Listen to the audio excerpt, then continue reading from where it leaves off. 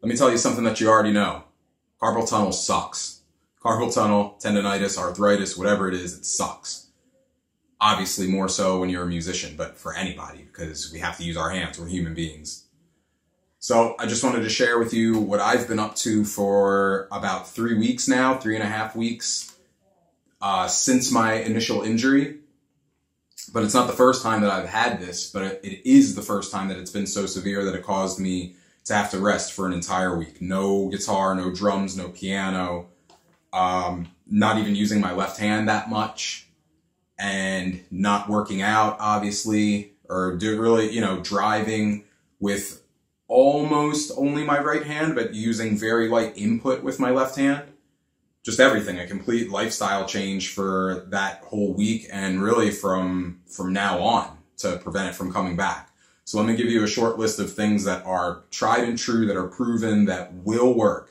This is all assuming that you are at the mild stage, number one. And number two, assuming that you have nipped it in the bud, so to speak. You've got to stop at the very first signs of this. So the first thing is rest. Rest of every sort. Not just resting your hand, but you physically and mentally and even spiritually resting yourself and your body. Getting enough sleep at night. This is my biggest problem. You must rest and be relaxed and throw stress and worry and anxiety, all that crap out, because that will also affect this. Every negative force and energy in and around your body and your mind will affect this. And the more that you exercise mind over matter, you will overcome it. The second thing, which is pretty obvious, is stretching.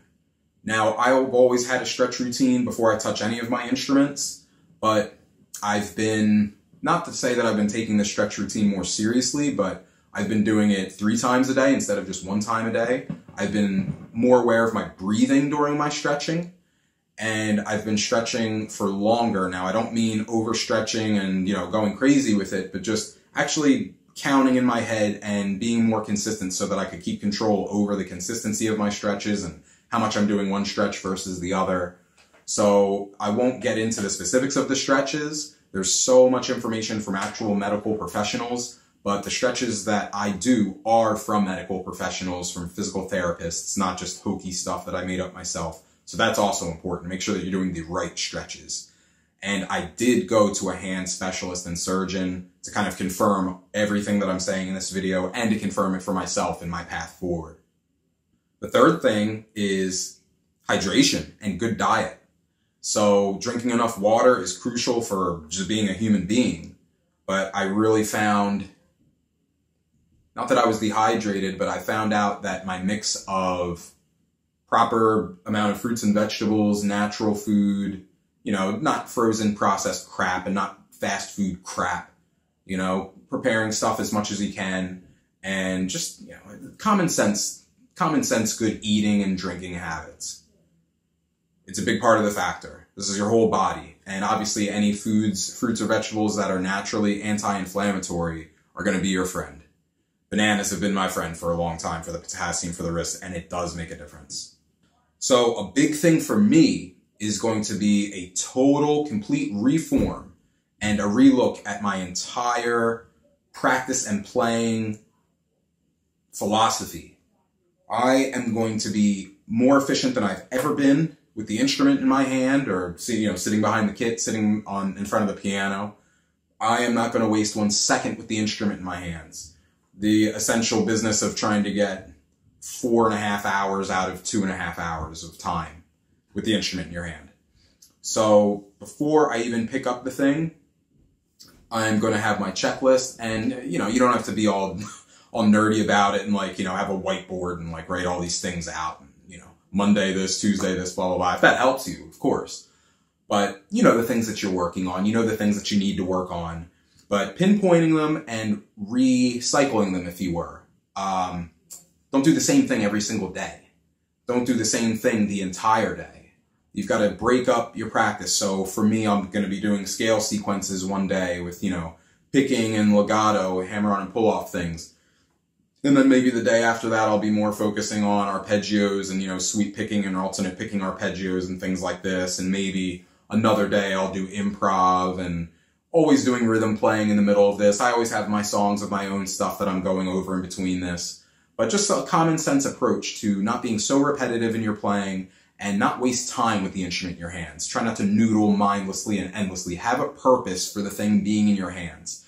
And take breaks in between what you're doing and be focused with it and get it over with, so to speak, so that you're not dragging your practice on. You can get it done and then you can go and rest your hands.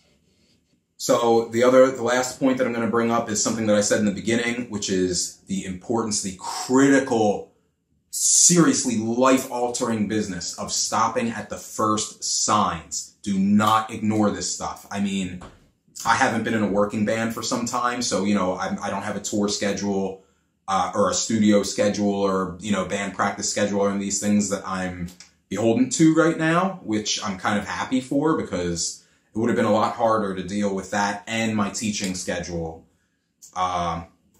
instead of just my teaching schedule and my own practice schedule, as it were. You've got to give it some time and really know if you're healed. You've got to work through all the things that you're normally playing and know if you're healed or not. You've got to pay attention to the numbness, the tingling, the swelling, any shooting pains, any lingering pains. If you're having pain that's waking you up in the middle of the night and you're having trouble sleeping, that's the real red flag. But if you're okay when you put the instrument down and when you're not physically doing it, your hand just feels a little sore and tired, like it's clearly exerted it, then you're going to be all right.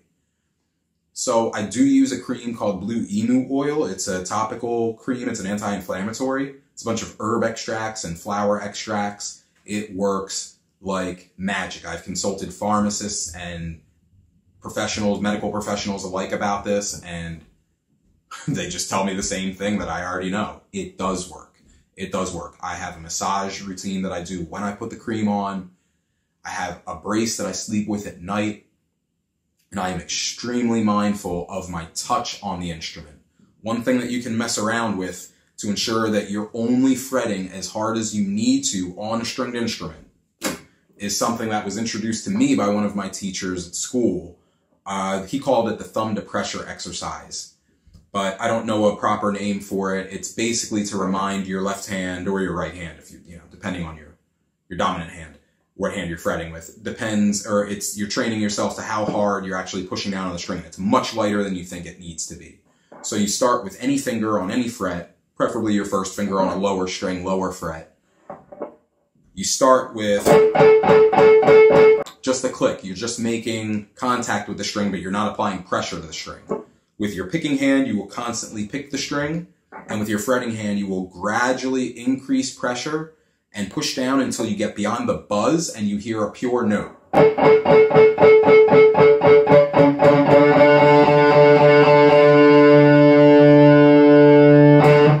I almost guarantee you 100% that if you try that exercise and you hear when the note gets pure and you feel how little tension there is in your hands, you will think to yourself, I've been pushing down 50% harder than that when I play. So you've got to be mindful of how hard you're pushing down, and that goes for anything. When you're brushing your teeth, turning a doorknob, use the minimal strength in your hand. You don't need to overexert, you know, like some macho jerk-off trying to prove their point, shaking somebody's hand and trying to break their bones, like some, you know, whatever the hell that's about. Good technique. Kind of goes without saying, but you will hurt yourself from bad technique. So if you feel like you're struggling on that, look into what it is you're doing wrong and look into what thing is it that you're playing that you start to get pain from.